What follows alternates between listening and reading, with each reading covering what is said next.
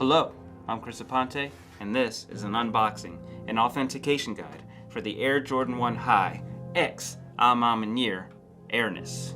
At the time of filming, this pair is between 5 and 8 months old based on the production date ranges on the inside tag of the shoes.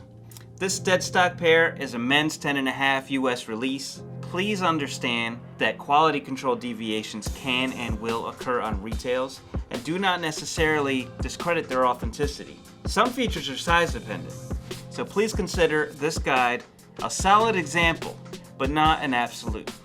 The packaging has a clear plastic outer carton over the shoebox with Maniere all over print branding in white, and the code on this outer carton reads 234438-21NJAJ1AMMS18_sleeve 330x235x120. The US release will have the suggested retail tab with the $200 USD price point. Canadian releases should have something similar, and the rest of the world really doesn't have a suggested retail.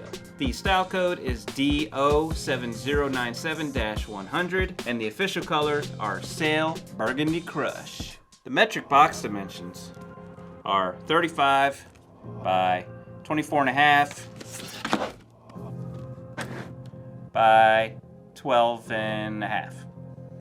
There is a code under the lid in red ink, typically smudged on retail pairs, and there it is there right on the backboard.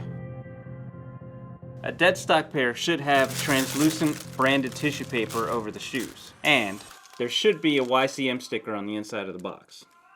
This pair has the extra lace bag neatly attached to the left shoe on the top lateral lace hole. The double-sided co-branded square burgundy composite leather tag is hung on the lateral side of the right shoe with the pull chain.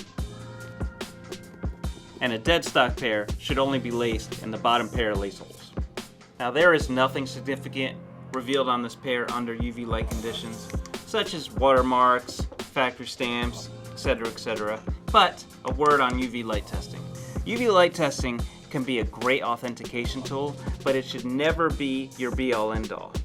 Lots of replicas will pass a UV light test, and if you're relying solely on a UV test, that is a great way to get burned on a replica. The squeeze test, where you squeeze the outsole under the back of the toe box, should have lots of resistance. The outsole has a semi-gloss finish.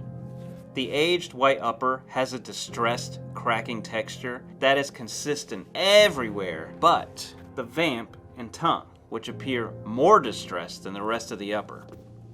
On this pair, the height from the bottom outsole to the top of the heel tab is almost exactly 10 centimeters. And also on this pair, the Wings logo is 5.5 centimeters tip to tip. The tongue lace holes on typical Air Jordan 1s will penetrate all the way through the tongue, but on this colorway it doesn't. The co-branded tongue tag has a neat single stitch running along the bottom and some slight slack above the tongue. The inner collar all the way down to the heel has a burgundy satin quilted pattern with single burgundy thread lines. The insoles are blue ortholite with parallel glue patterns going up about 3/4 of the way up. I was able to see handwriting underneath both as well. The burgundy satin top has a stitched co-branded tag on the heel. The size tag factory code on the top right is XC, and the security code over Made in China is different on each shoe. And the footbed has a gray foam stroble with 2 visible guide holes and a very good amount of white stitching. If you thought this guide was helpful, please give a like, subscribe, and click that notification bell for all future authentication guides. And remember, real sneakerheads show love.